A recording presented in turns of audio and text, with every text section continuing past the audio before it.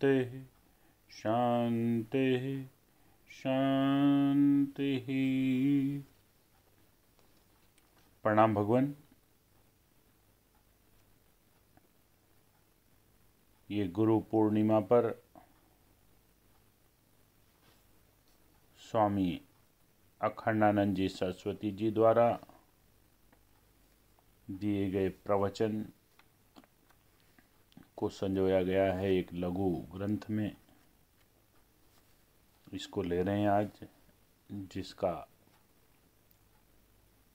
शीर्षक है संन्यास का अर्थ। नारायण नारायण नारायण नारायण। आज संन्यास जयंती के शुभ अवसर पर हम आपको संन्यास संबंधी थोड़ी सी चर्चा सुनाते हैं। आजकल लोग संन्यास आश्रम के संबंध में बहुत कम जानते हैं। कलयुग के प्रभाव से वर्णाश्रम विभाग का लोप हो रहा है। वर्ण आश्रम के प्रति लोगों की श्रद्धा शिथिल हो रही है। वादाहिम शूद्र द्विजन सन, हम तुम ते कछु घटी। शूद्र ब्राह्मणों से, मूर्ख विद्वानों से वाद विवाद करते हैं। क्या हम तुमसे कम हैं? देखो, आप लोगों के ध्यान में यह बात अत्यंत स्पष्ट रूप से रहनी चाहिए कि संन्यास आश्रम है। यह जीवन का कोई नियम उपनियम नहीं है। संन्यास आश्रम धर्म है। वर्ण आश्रम मर्यादा शाश्वत संविधान के अंतर्गत है। जैसे तत्व को समझाने के लिए हम 4 विभाग करते हैं: विश्व, विराट, तेजस, हिरण्यगर्भ, प्राज्ञ ईश्वर और तुर्य ब्रह्म। वैसे ही आश्रम धर्म को समझाने के लिए भी 4 विभाग करते हैं: ब्रह्मचर्य, गृहस्थ, वानप्रस्थ और संन्यास। ऐसा समझो कि ब्रह्मचर्य विश्व, गृहस्थ तेजस, वानप्रस्थ प्राज्ञ और संन्यास तुर्य है। यदि प्राज्ञ और तुर्य का अंतर समझ में आ जाए तो संन्यास आश्रम भी स्पष्टतः समझ में आ जाए। आइए पहले हम संन्यास शब्द की व्युत्पत्ति को देखें। संन्यास का यदि संधि विच्छेद करें, सन प्लस नी प्लस आस। सन माने सम्यक रीति से, अर्थात शास्त्रोक्त विधि से। नी माने पूर्ण रूपेण और आस माने क्षेपण करना, अर्थात फेंकना। आस क्षेपार्थक धातु है। इस प्रकार संन्यास का अर्थ है शास्त्रोक्त विधि पूर्वक पूर्णतया फेंकना। असल में बाल्य अवस्था में ही फेंकना सिखाया जाता है। जब बच्चा कोई चीज मुंह में उठाकर डाल लेता है, डालना चाहता है, तब माता पिता उसे विवेक करना सिखाते हैं कि यह चीज उठाने लायक है और यह नहीं। यह चीज खाने लायक है और यह नहीं। कभी कभी माता पिता बच्चों को आदेश भी देते हैं कि यह चीज छुओ और यह चीज मत छुओ, यह चीज मुंह में डालो और यह चीज मुंह में मत डालो इत्यादि। जहां बच्चे के सामने यह विधि निषेधात्मक विभाग शुरू होता है, वहीं से दो व्यवस्थाएं पैदा हो जाती हैं। यह अच्छा है, यह बुरा है, यह करना है, यह नहीं करना है, यह पकड़ना है और यह छोड़ना है इत्यादि। अंतर्मुख होने की साधना में भी यह ग्राह्य त्याज्य व्यवस्था चलती है। जो श्रेष्ठ विषय है उसको ग्रहण करो और जो निंदित विषय है उसको त्याग करो। श्रेष्ठ क्या है, निंदित क्या है, यह जानकारी अनुभव करके मत प्राप्त करो। यह जानकारी अनुभव करके मत प्राप्त करो। भला बताओ, शराब अच्छी है या बुरी, यह जानने के लिए शराब पीकर देखोगे क्या? भाई मेरे, एक आदमी ने तो यहाँ तक कहा कि मैं मल खाकर देखूंगा कि स्वाद कैसा लगता है। देखो, यदि प्रत्येक वस्तु अनुभव करके ही पकड़ी और छोड़ी जाए तो यह प्रणाली मनुष्य के जीवन का सत्यानाश करने वाली है। अतः माता पिता, शिक्षक की शिक्षा एवं आदेशानुसार वह ग्राह्य त्याज्य विभाग करना पड़ता है। शिक्षा एवं आदेश को स्वीकार किए बिना मानव जीवन पद्धति सुव्यवस्थित व सुचारू ढंग से चल ही नहीं सकती। श्रुति में वर्णन आता है, न्यास एसाम तपसाम अतिरिक्तम आहुः, अर्थात संसार में जितनी तपस्याएं हैं उनमें से संन्यास सबसे बड़ी तपस्या है। इसी से अतिरिक्तम पद का प्रयोग है। न्यास अवतरिक्त चेत, न्यास ने ही सबसे ऊपर किया है। इससे बड़ा किया, सबसे मुक्त किया। न्यास शब्द का प्रयोग भक्ति सिद्धांत में भी होता है। श्री रामानुज संप्रदाय में न्यास गणपति नामक एक ग्रंथ है। श्री वल्लभाचार्य जी महाराज उसको लेकर दक्षिण से यहाँ आए थे। उपासना सिद्धांत में भी न्यास है। न्यास का दूसरा अर्थ है स्थापना। अस धातु से ही बनाते हैं। आस माने बैठना, जिससे आसन बनता है। आसन माने बैठना, नी माने पूरी तरह से, सन माने भली प्रकार से, अर्थात विवेक पूर्वक। अतः संन्यास का अर्थ है शास्त्र अविरुद्ध, विवेक पूर्वक, विवेक रूपेण अपने अद्वितीय पर ब्रह्म स्वरूप में बैठना। बहुत बढ़िया।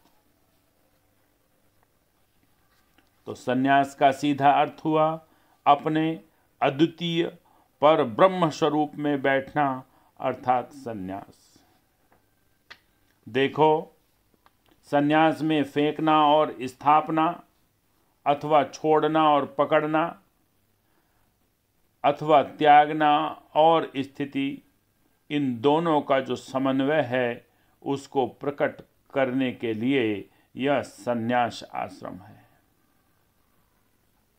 नारायण धर्मानुष्ठान भी संन्यास है, भगवत चिंतन भी संन्यास है, निवृत्त होना भी संन्यास है। अपने आत्मा को अद्वितीय पर ब्रह्म रूप में अनुभव करना भी संन्यास है। भला बताओ यह क्या बात है? विचार करके देखो, अधर्म त्याग होने पर ही तो धर्मानुष्ठान में स्थिति होगी, प्रपंच आसक्ति छूटने पर ही तो भगवत चिंतन में निष्ठा होगी। संसार के इष्ट मित्र बंधु बांधव आदि संबंधों से चित्त निवृत्त होने पर ही तो असंग आत्मस्वरूप में अवस्थित होगा। अनात्म दृश्य प्रपंच का बोध होने पर ही तो ब्रह्म आत्म ऐक्य अनुभूति होगी। तो भाई मेरे, जीवन से त्याग और स्थिति दोनों के उचित समन्वय को प्रकट करने के लिए यह संन्यास आश्रम है। अच्छा, आओ अब हम आपको धर्म, उपासना, योग एवं वेदांत की दृष्टि से संन्यास संबंधी थोड़ी थोड़ी चर्चा सुनाते हैं। धर्म में अच्छे कर्म, भोग, भाषण एवं संग्रह, इन चारों का त्याग होता है। धर्म की दृष्टि से संन्यास का अर्थ है अच्छाई की स्वीकृति और बुराई का त्याग। गुरुजनों के सिखाए बिना धर्मानुसार संन्यास नहीं होता। यदि कोई समझता है कि गुरुजनों के सिखाए बिना ही वह धर्मनिष्ठा को सीख लेगा, तो वह बेवकूफ है, वह ढोंगी है। वह स्वयं बिगड़ा हुआ है और दूसरों को बिगाड़ना चाहता है। अधर्म, अन्याय, बेईमानी की स्थिति में अच्छाई का ग्रहण नहीं होता है और बुराई का त्याग नहीं होता है। धर्म की स्थिति में ही अधर्म त्याग रूप संन्यास होता है। जब जब धर्म की दृष्टि से बुराई का त्याग हो गया और अच्छाई स्वीकृत हो गई, तब इसके बाद उपासना की स्थिति आती है। उपासना में उपास्य भगवान के अतिरिक्त अन्य कोई भाव अभिष्ट नहीं है। उपासना की स्थिति में दृष्टि भगवान पर होती है और जीवन की प्रत्येक क्रिया, भावना, जानकारी भगवत प्रीत होती है। देखो, अच्छाई में भी एक दोष है, वह अभिमान पैदा करती है कि मैं बहुत अच्छा हूँ। अच्छाई में भी अविद्या का अंश तो है ही। यह अच्छाई से उत्पन्न अभिमान का परित्याग करने के लिए आप अपनी अच्छाई को भगवान के अर्पण कर दो। अपने अच्छे अच्छे कर्म, भोग, भाषण, संग्रह को भगवत अर्पित कर दो।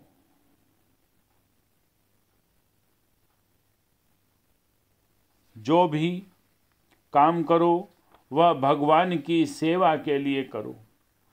भगवान को भोग लगाए बिना भोजन मत करो। बोलो तो भगवान के लिए भगवान का नामोच्चारण करो, गुण अनुवाद गाओ, स्तुति पाठ गाओ इत्यादि। जब आपका भाषण भगवत विषयक होगा, तब वह भगवत अर्पित होगा। जो कुछ संग्रह परिग्रह हो, वह भगवत सेवा हेतु हो। इस प्रकार उपासना की स्थिति भगवत अर्पण रूप संन्यास होता है। अच्छा, अब हम आपको योग की दृष्टि से संबंध त्याग रूप संन्यास की थोड़ी चर्चा सुनाते हैं। योग मतानुसार यह दृश्य प्रपंच के साथ हमारा कोई संबंध नहीं है। यह दृश्य प्रपंच प्रकृति का विलास है। सांख्यवादी लोग इस दृश्य जगत को प्रकृति का विकार बोलते हैं। जिन लोगों को संसार के भोगों में रुचि है, उनके लिए यह दृश्य प्रपंच प्रकृति का विलास है, और जिन लोगों को संसार के भोगों में त्याग में रुचि है, उनके लिए यह प्रकृति विकार है। सवासन अंतःकरण वाला व्यक्ति इस दृश्य जगत को प्रकृति का विकास मानकर बहिर्मुखी होता है, और निर्वासन अंतःकरण वाला व्यक्ति इस दृश्य प्रपंच को प्रकृति का विकार मानकर इससे अंतर्मुख होता है। आध्यात्मिक जगत में दृश्य प्रपंच को प्रकृति का विकार कहते हैं, और भोगियों की दुनिया में इसे प्रकृति का विकास कहते हैं। यह गणित की बिल्कुल व्यवस्थित प्रक्रिया है। देखो, बुरा समझ करके संबंध त्याग करना संन्यास का धर्म पक्ष है। अच्छाई को भगवत अर्पित करना उपासना पक्ष है। सबसे संबंध रहित होना योग पक्ष है। यह मठ मेरा है, यह चेला मेरा है, यह बैंक बैलेंस मेरा है, इसका नाम संन्यास नहीं है। किसी भी स्थान, व्यक्ति, वस्तु से अपना संबंध न मानना संन्यास की एक उच्च कोटि की अवस्था है। जो संबंध त्याग मनमाना होता है, वह टिकाऊ नहीं होता। जो संबंध त्याग विवेक और शास्त्र के अनुसार होता है, वह टिकाऊ होता है। विवेक एवं शास्त्रादेश दोनों चाहिए। कभी कभी हमारा विवेक हमको गलत रास्ते पर ले जाता है, क्योंकि हमारी बुद्धि में वासना मिली रहती है। अतः शास्त्रादेश के तराजू पर अपने विवेक को तौल लेना चाहिए कि हमारा विवेक हमको ठीक रास्ते पर ले जा रहा है कि नहीं। शास्त्र के तराजू पर विवेक की समीक्षा करनी चाहिए। अभी जो सरकारी कानून बनते हैं, उनको मूलभूत संविधान के न्याय पर जांचना पड़ता है। आज भी राष्ट्रपति या प्रधानमंत्री प्रधान नहीं है।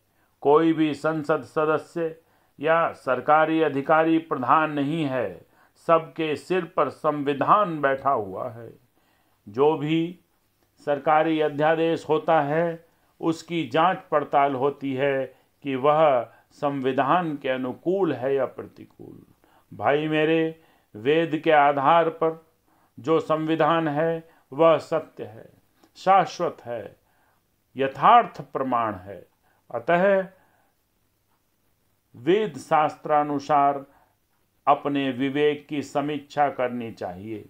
शास्त्र सम्मत विवेक युक्त बुद्धि के द्वारा समस्त दृश्य प्रपंच के संबंध रहित होने पर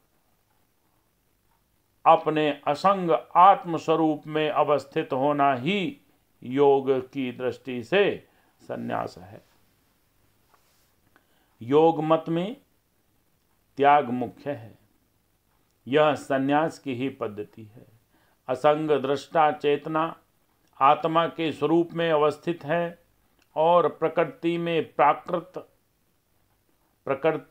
व प्राकृत से उसका तादात्म्य नहीं है। इसमें दो प्रकार हैं, अभ्यास और वैराग्य।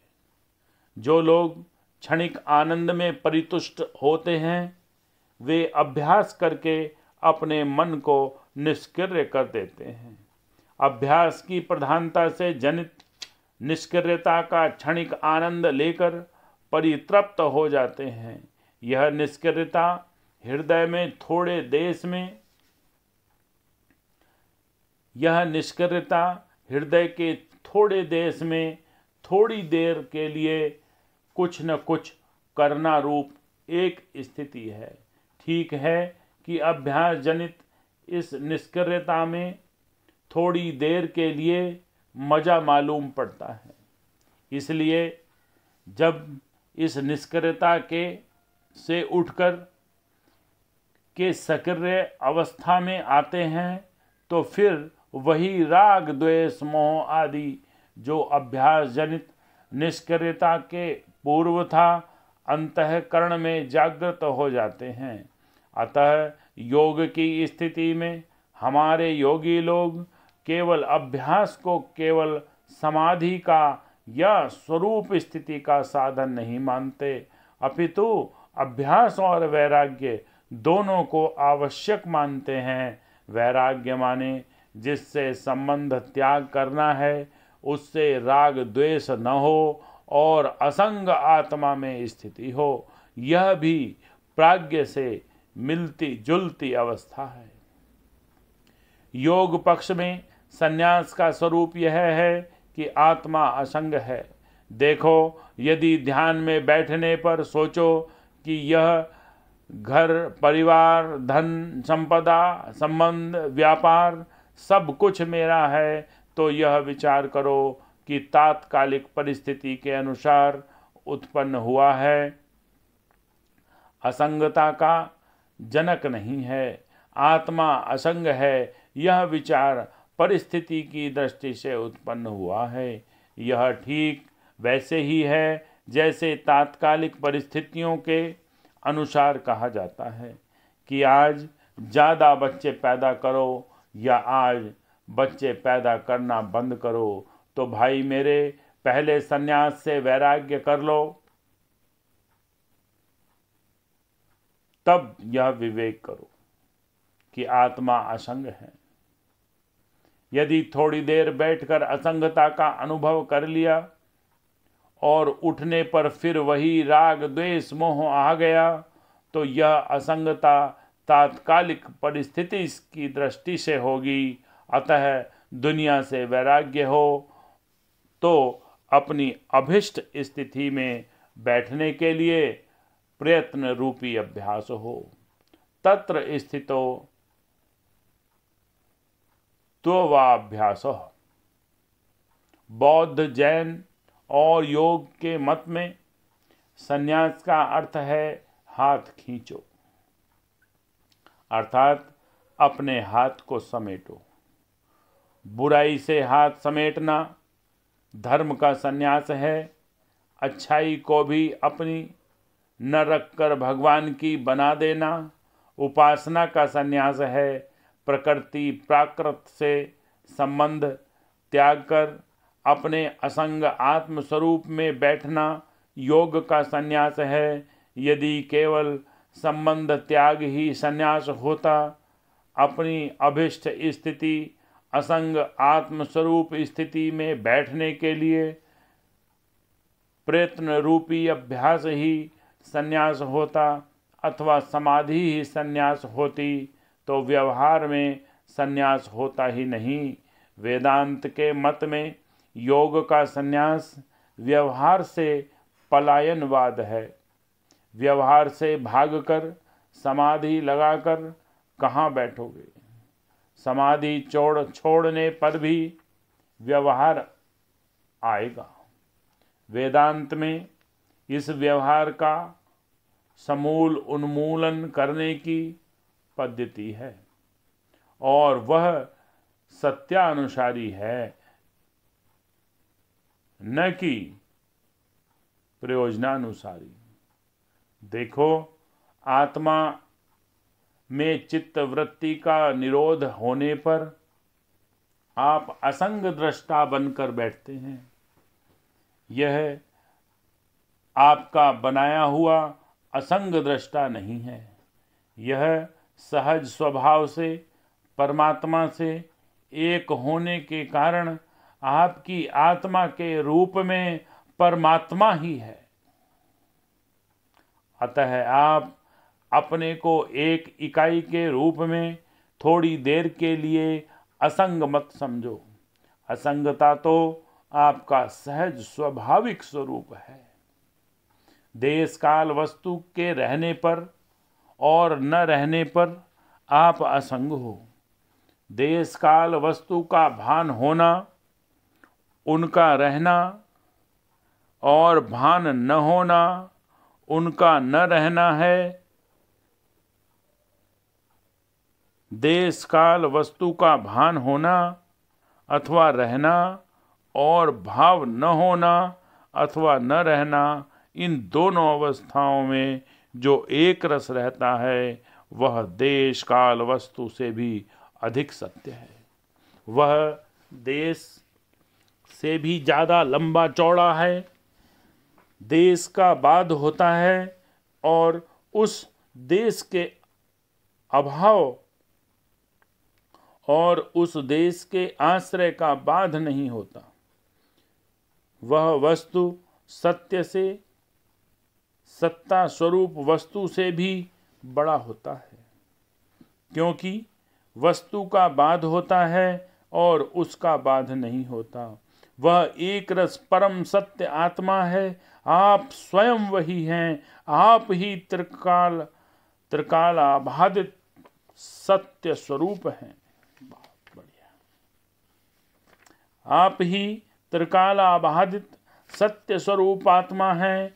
अद्वितीय पर ब्रह्म स्वरूप परमात्मा है। देश में भासने वाली लंबी चौड़ी चीजें और लंबाई चौड़ाई, और काल में भासने वाली छोटी बड़ी उम्र वाली चीजें, वे उम्र की छोटाई बड़ाई इत्यादि सब की सब अपने स्वयं प्रकाश अधिष्ठान आत्मा के ज्ञान से बाधित हैं।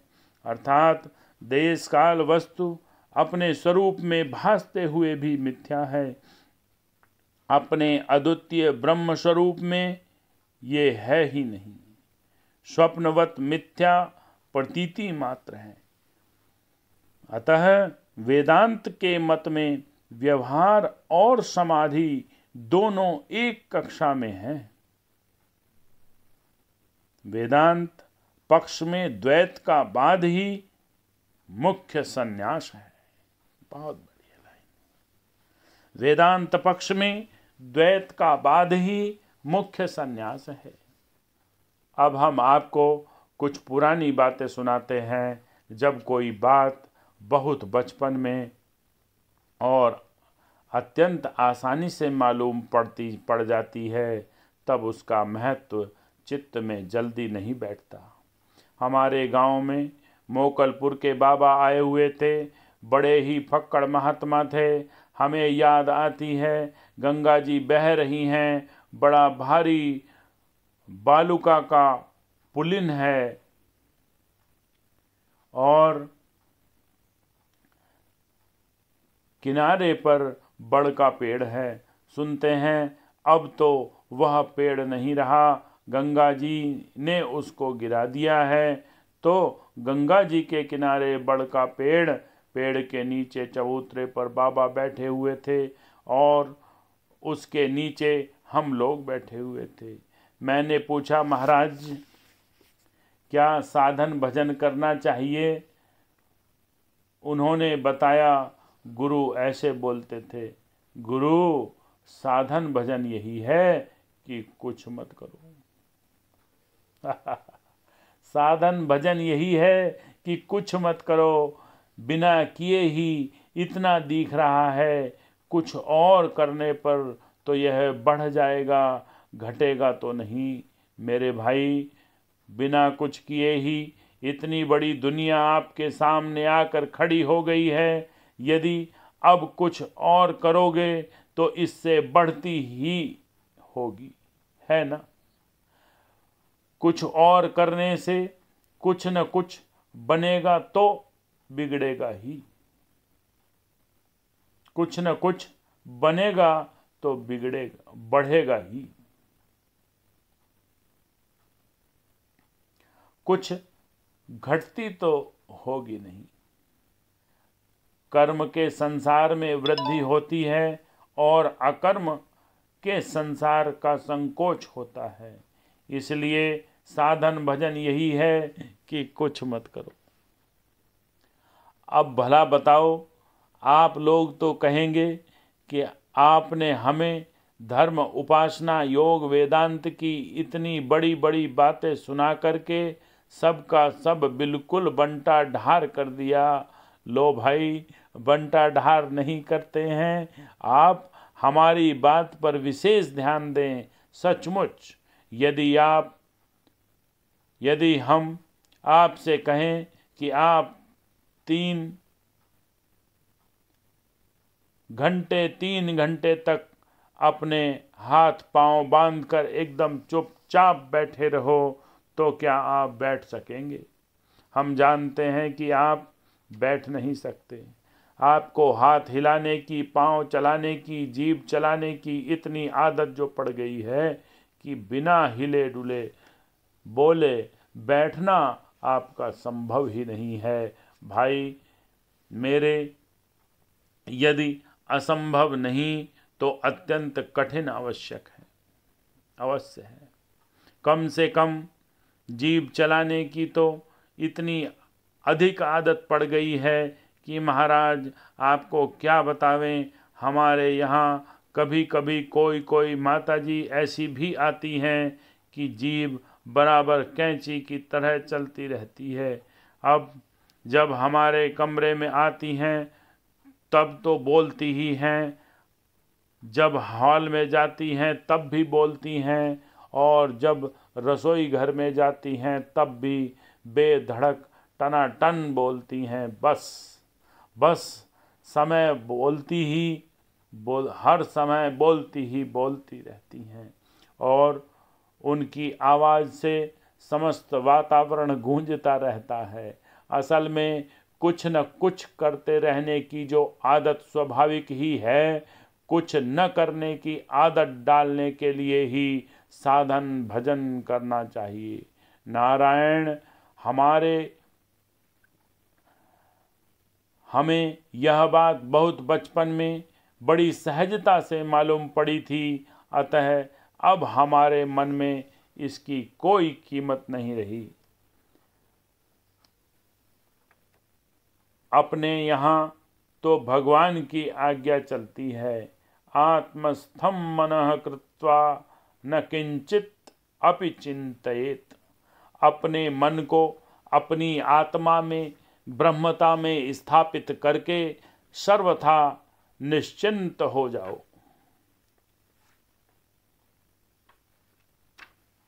सुनाते हैं, हम एक महात्मा के सामने बैठे थे।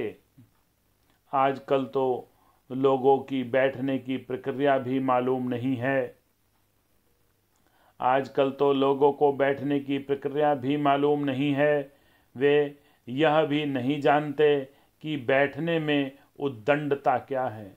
वे पांव पर पांव रखकर उच्छृंखलता पूर्वक बैठ जाते हैं। खैर, हम उस महात्मा के सामने शिष्टता पूर्वक आसन से बैठे, आंखों को बंद किया, रीढ़ की हड्डी को सीधा किया और सांसों की गति को बराबर किया। महात्मा ने पूछा,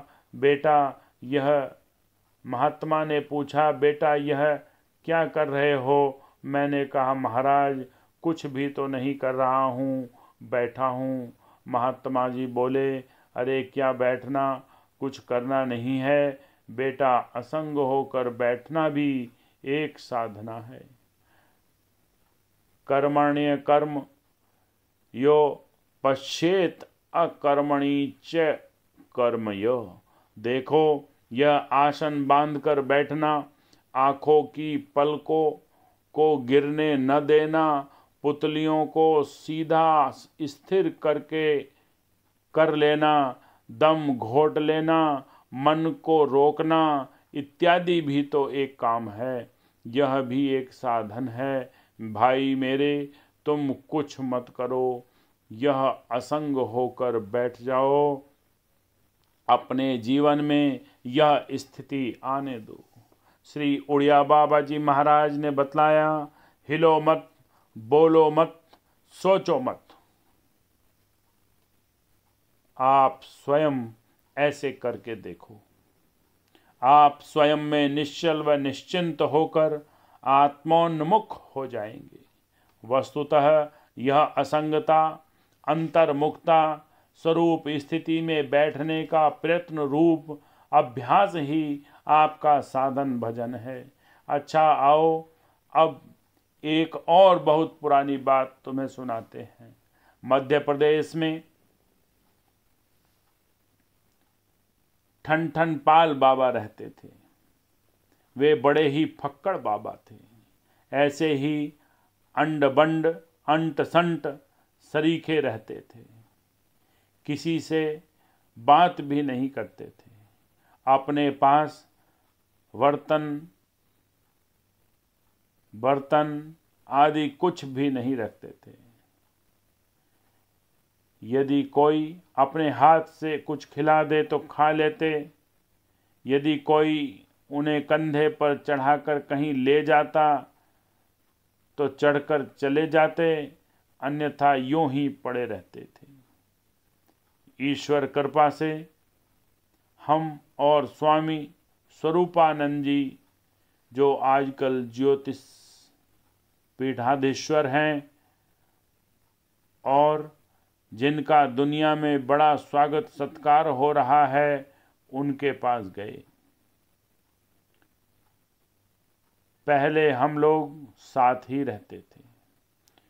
ज्योतिष पीठाधीश्वर स्वामी स्वरूपानंद जी ने ठन ठन पाल बाबा से पूछा, महाराज साधन क्या है? अब आप लोगों को उनका जवाब सुनाते हैं। हम आप लोगों को उनका जवाब सुनाते हैं। आप लोग बुरा मत मानना। बड़े बड़े साधक हो, देखो यह हम नहीं कर रहे हैं। हम तो आपको उस फक्कड़ बाबा की बात अपनी आवाज में सुना रहे हैं। इसकी सारी जवाबदेही हमारे ऊपर मत डालना, है ना? हाँ, तो उस फक्कड़ ठन पाल बाबा जी ने कहा, साधन गधा है। स्वरूपानंद जी तो जरा ठिठक गए। हमने कहा, अरे भाई, इनकी बात का बुरा मत मानो। जब तक अज्ञान है तब तक तो साधन गधा ही है। यह बाबा तो शंकराचार्य जी की ही बात बोल रहे हैं। शंकराचार्य जी कहते हैं, जब तक अविद्या रहती है तब तक साधन करने की आवश्यकता होती है। अविद्या निवृत्त हो जाने पर साधन करने की आवश्यकता नहीं है। अविद्ये विषयाणि सर्वाणि शास्त्राणि प्रत्यक्ष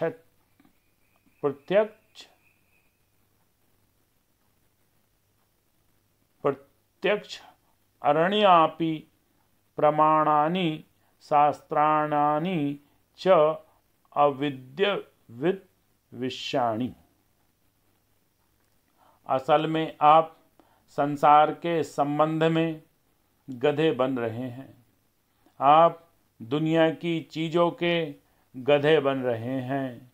यह ठीक है कि आपने संसार के संबंधों को, दुनिया को, वस्तुओं को अपने सिर पर, कंधे पर, पीठ पर लादा नहीं है, लेकिन आपने उन्हें अपने दिल, अपने दिमाग पर लाद लिया है। जब तक आप धोबी और कुम्हार के गधे हैं, जब तक आप संसार के संबंधों की और वस्तुओं की गुलामी कर रहे हैं, तब तक ऐसे गधा शब्द के प्रयोग में क्या कठिनाई है? गुलाम के लिए क्या नहीं बोला जा सकता कि जब तक जो नहीं है उसी को आप सच्चा मान रहे हैं, और जो छूटने वाला है उसको आप पकड़े हुए हैं। जब तक द्वैत है और पराधीनता है, और जब तक आपके दिल दिमाग में गुलामी है और बोझ है, तब तक आप उस फक्कड़ की बात साधन गधा है कि सार्थकता पर ध्यान दो। आज हम आपको संन्यास संबंधी थोड़ी सी चर्चा इसलिए सुना रहे हैं कि जीवन में संन्यास की एक भूमिका होती है। वह बाल्यकाल अवस्था से ही प्रारंभ होती है। यह मत खाओ, यह मत करो, यह मत छुओ, इत्यादि इत्यादि। अज्ञान दशा में संन्यास की भूमिका आवेश मूलक है। प्रेम दशा में जो कुछ अपना है वह सब प्यारे को कर दिया जाता है, अपना कुछ नहीं रहता। विवेक दशा में असंग हुआ जाता है। बोध दशा में सोवत बैठत पड़त उताने, कह कबीर हम वही ठिकाने।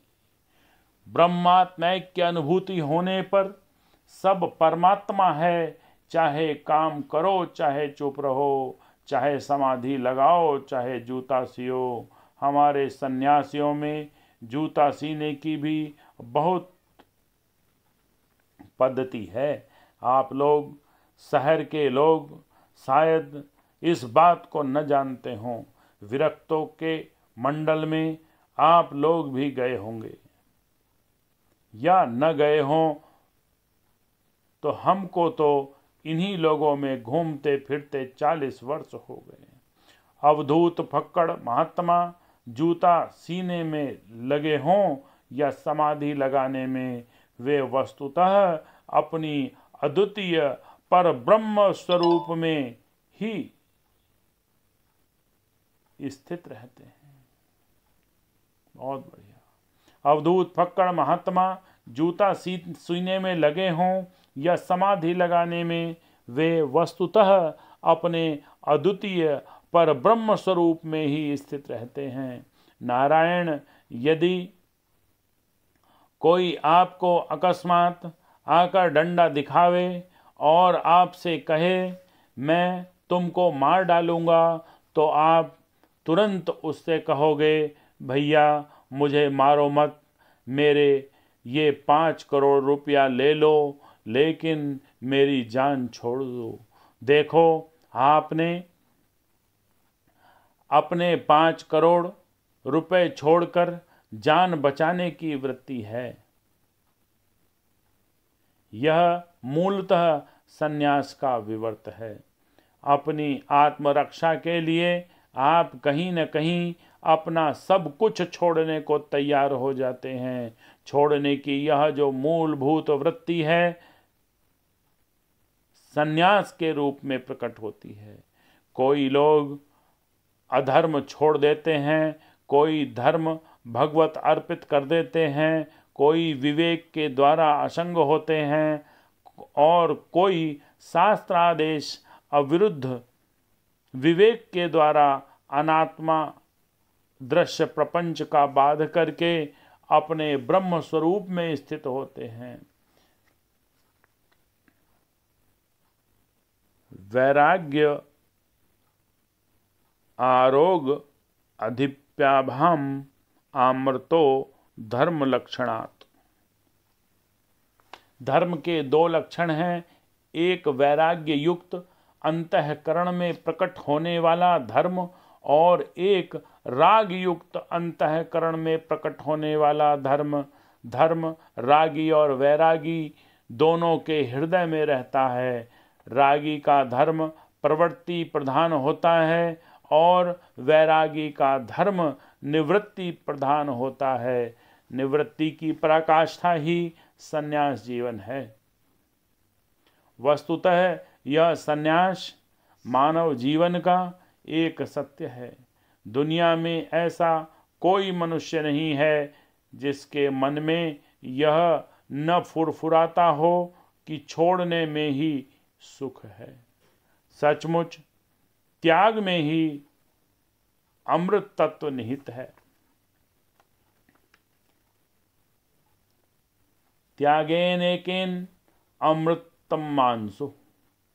जब स्त्री 4 बात सुनाती है तब पुरुष के मन में कभी कभी आता है कि इस घर में तो बड़ी खिटखिट है, यदि यह छोड़कर निकल जाऊं तो सुखी हो जाऊंगा। जब बेटा बात नहीं सुनता, नहीं मानता, तब बाप के मन में आता है कि यह बाप बेटा संबंध झूठे हैं। अब तो कहीं एकांत में रहकर भगवान का भजन करना ही जीवन की सार्थकता है। जब व्यापार डगमगाने लगता है और कमाई गड़बड़ा जाती है, तब मन में आता है कि भाई पैसा कमाने में तो बड़ी भारी तकलीफ है, बारंबार घाटा हो जाता है। इतना कमाया और इतना चला भी गया। अब तो बुढ़ापे का समय आ गया है, मृत्यु सर पर नाच रही है। अब माया का उतार चढ़ाव देखने सहने की शक्ति क्षीण हो गई है। चलो अब तो छोड़ो यह धंधा व्यापार, अब तनिक जीवन का सच्चा धन कमा लें। प्रत्येक वस्तु, प्रत्येक मनुष्य में, उसके मन में कभी न कभी इस प्रकार के त्याग परित्याग के भाव विचार आते ही हैं। देखो, चाहे जितने भौतिकवादी संसार में पैदा हों, चाहे जितनी नास्तिकता आवे और चाहे जितना कम्युनिज्म आवे, लेकिन एक न एक दिन प्रत्येक मनुष्य के मन में त्याग वैराग्य का संकल्प उदित होता है और वह सबसे मुक्त होकर रहना चाहता है। सबके हृदय में सन्यास की आस्था बड़ी प्रबल होती है। सन्यास जयंती, सन्यास की जय जयकार द्वारा मनुष्य को विवेक के इस सत्य का स्मरण दिलाती है।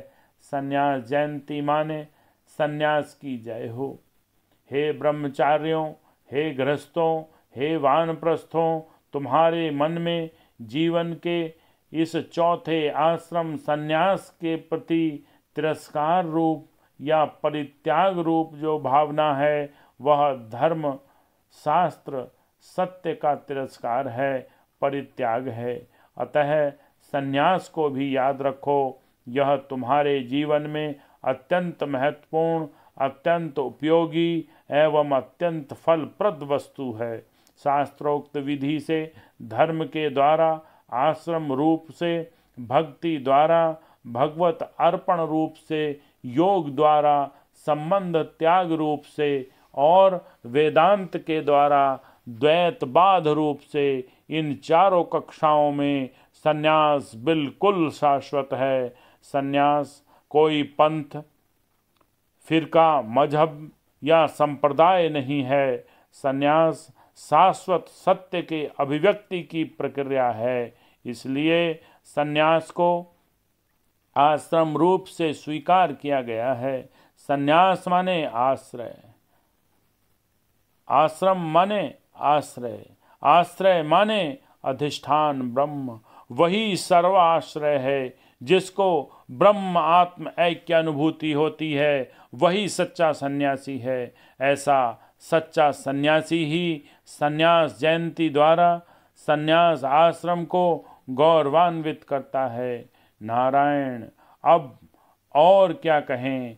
खूब प्रेम से सन्यास जयंती मनाओ, सन्यास का आदर करो, सन्यास की जय जयकार हो। धर्म, उपासना, योग, तत्व